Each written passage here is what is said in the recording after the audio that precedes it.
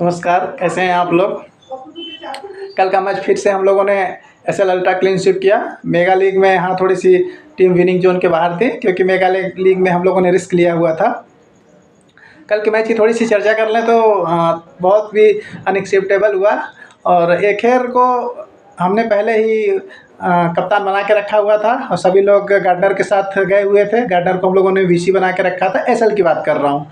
देखिए, एकेर को इसलिए कप्तान बनाया था क्योंकि वो हर देशों की लीग जो होती हैं T20 टाइप की वो खेलती रहती हैं। ऑस्ट्रेलिया में बीबीएल वगैरह खेलती हैं, तो उनको पता है कि किस प्लेयर की क्या कमजोरी है। और मुझे भी पता ही था कि कम से कम 3 या 4 कल गुच्छों में विकेट पाएंगी, जो कि मैं अपनी पिछले वीडियो में ये बात रखी हुई थी और वही हुआ। और उन्हीं की बदौलत हम लोग 100 से 150 पॉइंट की लीड शुरू से ही बरकरार करके रखे थे। हाँ, सुदरलैंड थोड़ा सा अनएक्सेप्टेबल हुई क्योंकि हमने जी हारिश ऑस्ट्रेलिया के लाइनअप में जी हारिश आई। तो हमने सोचा कि कहीं ऐसा है कि वहाँ पे जो ट्रैक था वो स्पिन फ्रेंडली विकेट था, तो जी हारिश से 1 या 2 ओवर वो करवा सकते थे। तो ये ओवर कटता किसका है? सदरलैंड का ही कटता, तो जिसकी वजह से मैंने उनको ड्रॉप करके रखा था। और वो भी 121 पॉइंट ली थी, लेकिन फाइनली हम लोगों ने 5 में से 4 मैच एसएल जीत गए थे। एक मैच एक पॉइंट से गड़बड़ हो गया था। तो अच्छा ही रहा। आज के मैच की चर्चा कर लेते हैं। तो आज T20 वुमेंस वर्ल्ड कप का मैच नंबर 11 जो साउथ अफ्रीका वुमेंस और स्कॉटलैंड वुमेंस के बीच में खेला जा रहा है।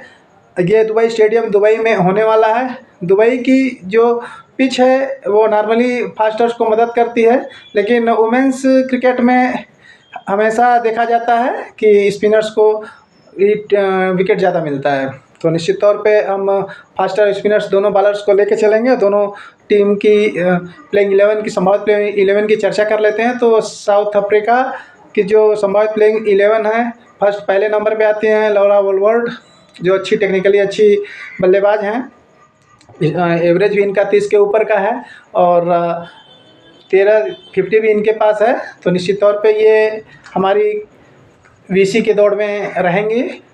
देखिए, वुमेंस में हमने पहले ही बता रखा है कि जब भी आप वुमेंस क्रिकेट में कप्तान बनाएं तो किसी बॉलर को ही बनाएं, क्योंकि बॉलर्स नॉर्मली 3 विकेट पा ही जाते हैं कोई ना कोई बॉलर्स, तो वो कप्तान की रेस में सबसे आगे हो जाते हैं, खासकर ऑलराउंडर।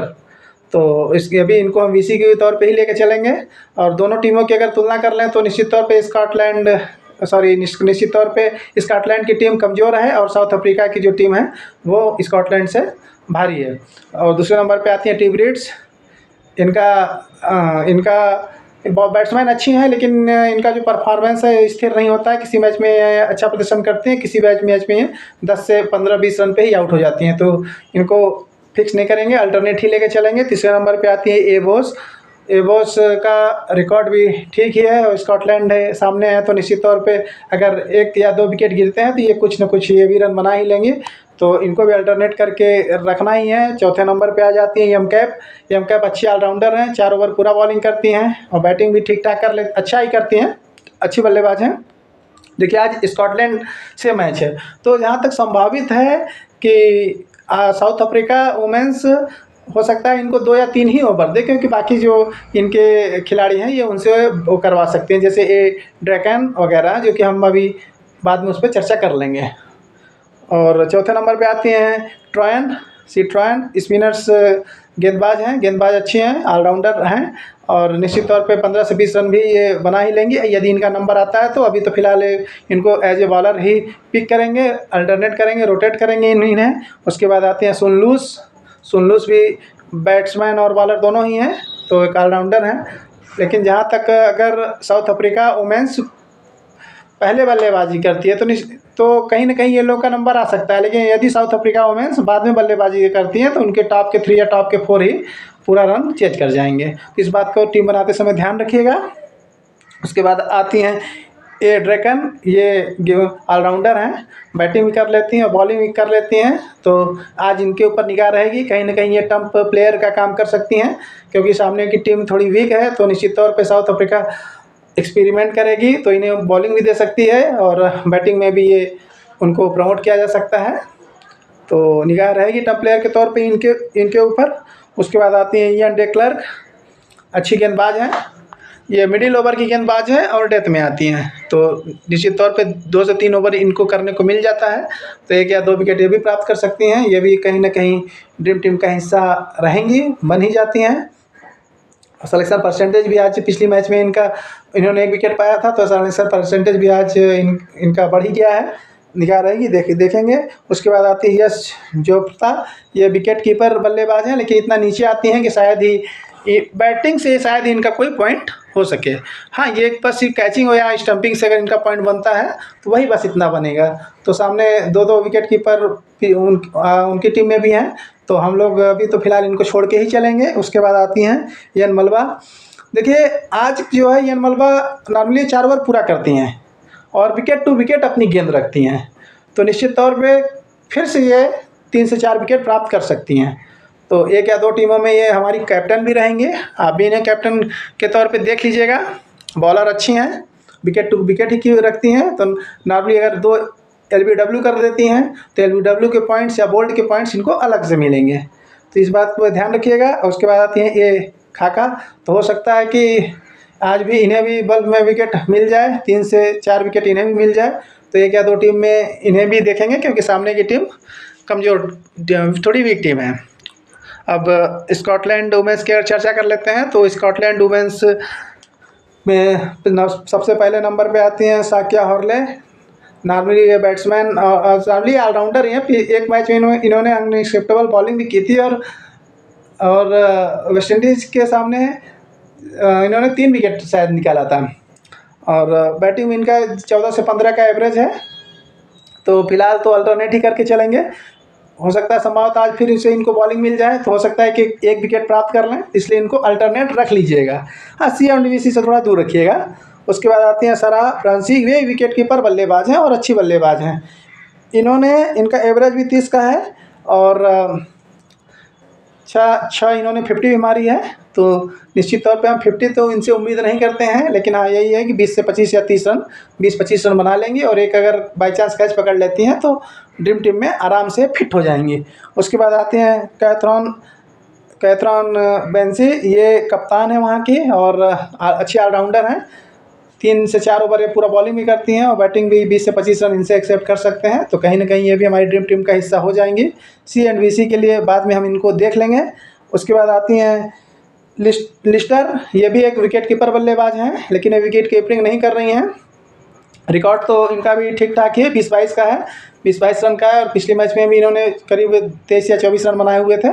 तो लेकिन इन्होंने जो भी मैच स्कॉटलैंड ने खेला हुआ है, तो नॉर्मली छोटी टीमों से खेला हुआ है, तो इनका एवरेज वहाँ पे तो ठीक ही ठाक रहेगा।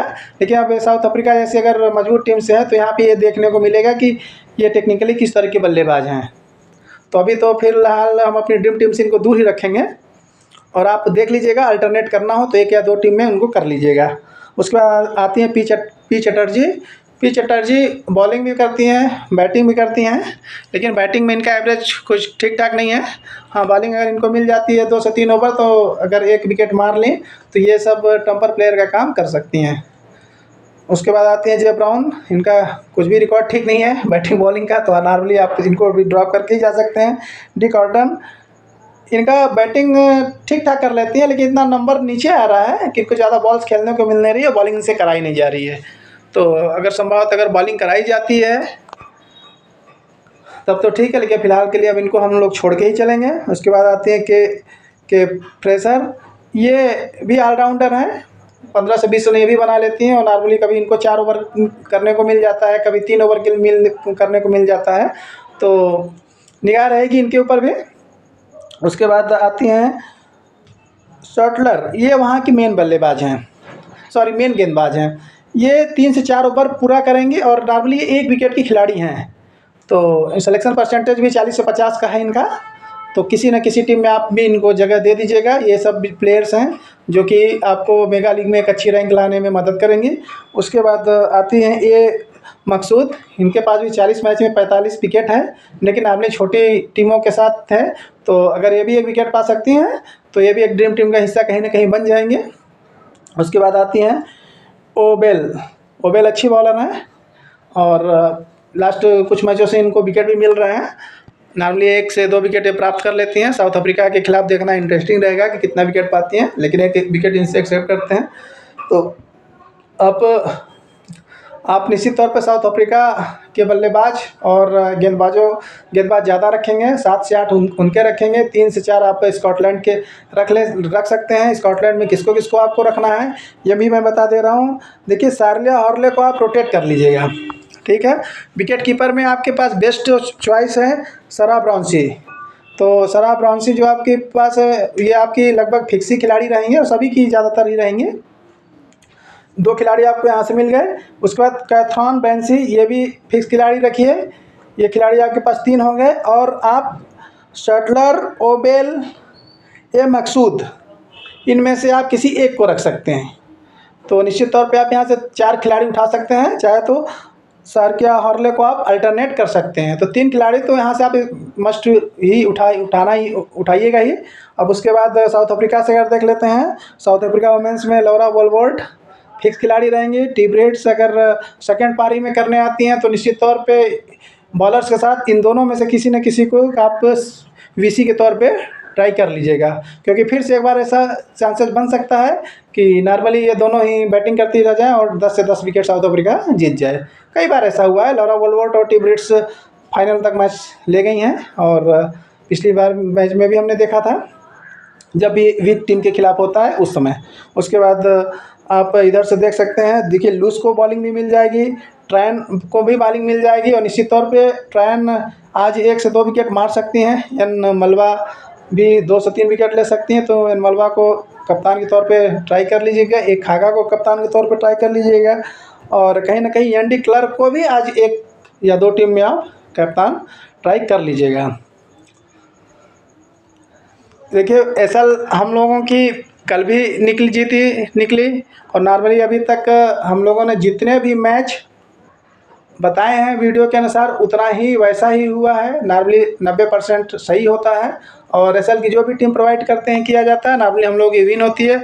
जबकि हम लोगों को कंटिन्यू बड़े बड़े खिलाड़ियों को दिया जा रहा है और हम लोग पर हमेशा की तरह उन्हें बीट ही करते आ रहे हैं और हम लोग मैच को जीतते आ रहे हैं। तो आप भी आइए, जुड़िए, टेलीग्राम पे जुड़िए, वहाँ पे टीम प्रोवाइड हो जाती है। कल की मैंने एसएल की टीम समय से पहले ही दे रखी थी और सभी खिलाड़ी उसमें खेल भी रहे थे। तो आप भी टेलीग्राम से जुड़ सकते हैं, जिसका चैनल वीडियो के डिस्क्रिप्शन में दे दिया जाएगा। उसके बाद आप ये डॉक्सन को आप टॉप प्लेयर के तौर पे देख सकते हैं। हो सकता है कि आज इनसे बॉलिंग भी करा ली जाए और वो बैटिंग में भी ऊपर भेज दी जाए। और चर्चा कर लेते हैं कि टीम कम्बिनेशन किस तरीके से बनेगी। तो अगर बैटिंग में साउथ अफ्रीका अगर टॉस जीतती है, पहले बल्लेबाजी करने का अगर निर्णय लेती है, टॉस कोई भी जीते, अगर बल्लेबाजी साउथ अफ्रीका अगर करती है तो आप निश्चित तौर पे लौरा वोल्बोल्ट और टिब्रेट्स में से आप कप्तान फिर देख सकते हैं किसी को। उसके बाद आप उनके 3 से 4 प्लेयर्स बैट्समैन रख सकते हैं। एवोस को भी आप ट्राई कर सकते हैं। अल्टरनेट करके रखिएगा, हर टीमों में जगह न दीजिएगा, अल्टरनेट करके रखिएगा। एम कैप को चाहे तो आप ड्रॉप भी कर सकते हैं, क्योंकि मैं भी अगर आज ये 2 ही ओवर जहाँ तक मुझे लगता है कि ये बॉलिंग करेंगे और 2 ओवर में अगर उन्हें बाई चांस विकेट नहीं मिला तो, क्योंकि साउथ अफ्रीका के पास नॉर्मली 7 गेंदबाज दिख रहे हैं, जिसका मैं नाम ही बता दूं। पहला देखिए एन